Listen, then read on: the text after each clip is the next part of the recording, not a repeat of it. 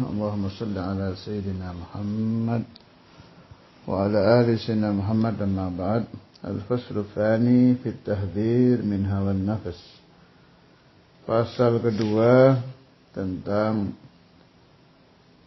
hawa nafsu, bait ke-14. ولا أعدت من الفعل الجميل قيرا ضيف على ما برأسي غير محتشم.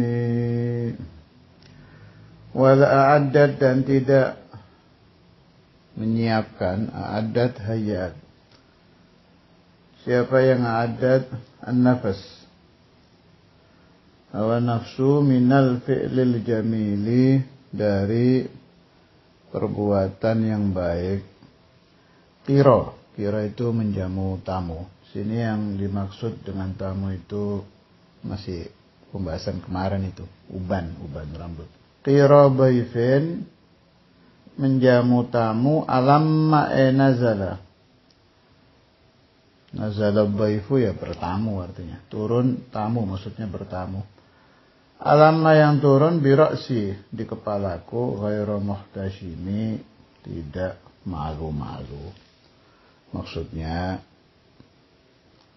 si hawa nafsu itu sudah tahu rambutnya mulai beruban, tapi tidak malu melakukan hal-hal yang dilarang oleh Allah, dan tidak bersiap-siap untuk menghormati tamu. Maksudnya menghormati tamu dengan apa? Ya, dengan ibadah. Alhasil, ini masih tentang melawan hawa nafsu. Sudah berkali-kali saya bahas, tidak ada obat untuk melawan hawa nafsu kecuali mujahadah. Tidak ada, sudah tidak ada. Ya cuma itu. Taufik dari Allah, hidayah Allah, ya kita dibikin mau mujahadah, dibikin bisa mujahadah. Kalau itu benar. Maksudnya bagaimana?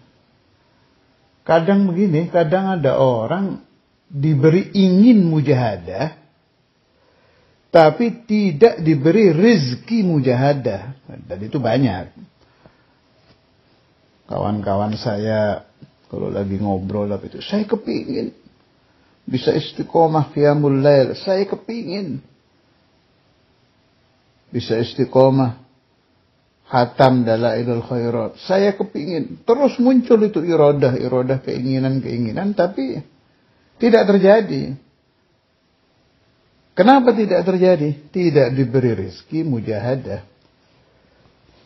Kalau Anda bertanya kepada saya, bagaimana caranya diberi rezeki mujahadah? Minta sama Allah, nggak ada lagi sudah.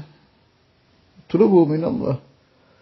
Nah, supaya permohonan kita diberi rezeki mujahadah, dianugerahi oleh Allah Azza wa Jal, sallu ala habibillah. Ya kembalinya ke sana lagi. Perbanyak salawat ala Nabi Muhammad sallallahu alaihi wasallam bi ayati sighatin kanat. Terserah Anda salawat apa saja sesuai guru masing-masing.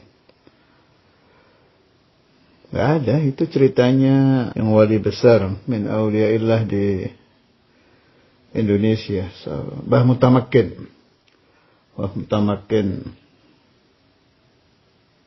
Klaten ya kalau nggak salah itu, di Klaten beliau masyhur, cari aja di Google ada itu Mbah Mutamakin Klaten.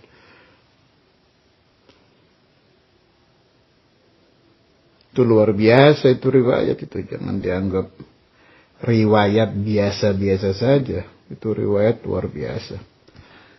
Dan saya kalau malas mujahadah melawan hawa nafsu, ya saya ingat cerita beliau bangkit lagi semangat itu. Itu kan sampai keluar 2 anjing hitam ya, kalau saya nggak salah ingat ceritanya itu. Khulasatul Qissah, beliau minta diikat, ditaruh di satu kursi gitu, diikat kuat-kuat. Istrinya, saya dengar dari Ki Ahmad ini cerita. Ki Ahmad dari salah satu tamu orang soleh yang ziarah ke beliau saat itu. Tapi memang masyhur ini cerita, dicari di Google atau buku manaqibnya mungkin sudah ada ya. Saya kira sudah ada buku manaqib beliau. Khulasatul Qissah yang bisa kita jadikan petunjuk untuk kita bermujahadah. Beliau minta diikat di kursi, diikat kuat-kuat. Kemudian di depannya diberi makanan yang enak-enak, pokoknya yang hawa nafsu kepingin aja, apa aja ditaruh di situ. Beliau tahan. Sampai lama itu, kalau nggak salah sampai lama itu beliau diikatnya itu. Alhasil sampai akhirnya beliau mujahadah melawan hawa nafsunya sampai keluar kayak uap hitam gitu dari kepala beliau 2 itu. Akhirnya berbentuk 2 anjing. Itu kata Sahibul Hikayah, itu hawa nafsunya keluar. Kalau kata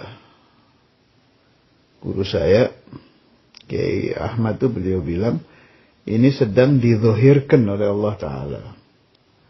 Artinya dibentukkan anjing itu sebagai iktibar untuk kita-kita orang-orang yang selalu ikut hawa nafsu, bahwa memang hawa nafsu itu kalau dilawan bisa keluar, bisa hilang.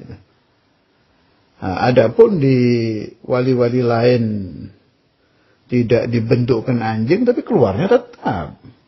Ya sebetulnya pindah itu ya, pindah dari nafsu ammarah, tapi ini langsung lompat naik ke nafsu mutmainnah.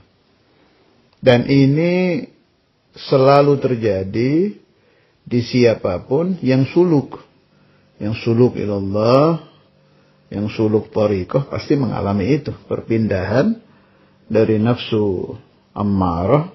Biasanya sih ke lawamah dulu kan, setelah lawamah baru mutmainnah, tapi ini beliau lompat langsung ke nafsu mutmainnah. Kalau Allah radhiyallahu anhu Syekh Abdul Wahhab Asy-Sya'rani, wali kutub ini dia, Syekh Abdul Wahhab Asy-Sya'rani, ketika beliau sudah lewat dari nafsu ammarah ke nafsu lawamah, dari lawamah ke mutmainnah, terus malah sampai ke kamilah, kata Imam Sya'rani itu. Udah sampai ke ujungnya nafsu. Kalau saya nggak salah ingat itu cerita di awakhir umri ya, di akhir-akhir umur beliau. Beliau minta dikembalikan lagi ke nafsu ammarah. Minta kepada Allah Ta'ala supaya nafsunya dikembalikan ke nafsu ammarah. Kenapa? Supaya saya tetap memperoleh thawabul mujahadah. Karena ajib itu. Artinya kita kelompok orang-orang yang sedang berada di nafsu ammarah harus bersyukur kepada Allah Ta'ala. Tiap kita mujahadah itu pahalanya luar biasa itu. Setiap melawan hawa nafsu. Yang sering saya kutip, tarku syahwatin min syahawatin nafsi anfa'u lil qalbi min ibadati sanatin bisiyamiha wa qiyamiha. Satu kali meninggalkan hawa nafsu, satu kali mujahadah itu menentang hawa nafsu, lebih bermanfaat untuk hati daripada ibadah 1 tahun. Yang selama 1 tahun itu kita puasa dan qiyamul lail. Sana 1 syahwat dilawan, bandingannya 1 tahun puasa sunnah dan qiyamul lail. Kalau 1 hari kita diberi rezeki oleh Allah Ta'ala 100 kali mujahadah, berarti 100 tahun. Makanya Imam Sya'rani diminta dikembalikan ke situ. Yang na'udzubillah itu kita tergelincir ketika kita berada di nafsu ammarah bisu, kita tergelincir mengikuti. Ini bahaya. Kalau kita selalu melawan, nafsu itu nggak bisa diikuti. Diikuti ya pasti bertentangan dengan Tuhan. Sudah bawaannya begitu. Ittiba'un nafas, ittiba'ul hawa, mengikuti hawa nafsu ya pasti bentrok dengan Allah Ta'ala. Harus selalu dilawan. Nah, yang perlu diperhatikan, ada seperti melawan hawa nafsu. Ini saya ditambih sama guru-guru saya dulu, diingatkan. Ini yang bahayanya. Seperti kita sedang mujahadah, padahal sedang mengikuti hawa nafsu. Itu yang gawat itu. Itu yang kata masyayikhuna itu selalu diingatkan di dalam Al-Quran. Wahum la yash'urun. Mereka tidak mengerti bahwa mereka sedang bertentangan dengan Allah. Di ayat lain apa? Alladzina dhalla sa'yuhum fil hayatid dunya wa hum yahsabuna annahum yuhsinuna sun'a. Artinya si salik ini merasa baik, merasa sedang mujahadah, padahal dia tertipu. Dia sedang mengikuti hawa nafsu tanpa dia terasa. Contohnya bagaimana? Tiap hari itu. Contoh yang sering saya renungkan itu, kalau orang sedang enak membaca wirid, enak membaca sholawat, enak membaca amalan harian. Saya nggak bisa ninggalin ini enak ini rasanya ini. Padahal gurunya, mursyidnya, guru gimana mursyidnya, memerintahkan si salik ini melakukan hal lain. Khidmah kah atau suruh ta'lim yang berbeda dengan amalan tadi. Wah, itu rata-rata itu. Rata-rata dia menyangka sedang mengikuti Allah, mengikuti ajaran hak, padahal sedang bertentangan. Makanya, karena sulitnya membedakan hal-hal batiniah itu, para ulama ahli tarbiyah membuat satu kaidah, udah gini saja. Selagi kamu belum sampai kepada Allah, ikuti mursyidmu. Selesai. Sebab sebelum kamu menempuh jalan itu, si mursyid sudah menempuhnya. Maka mursyiduka a'lamu minka. Selesai sudah.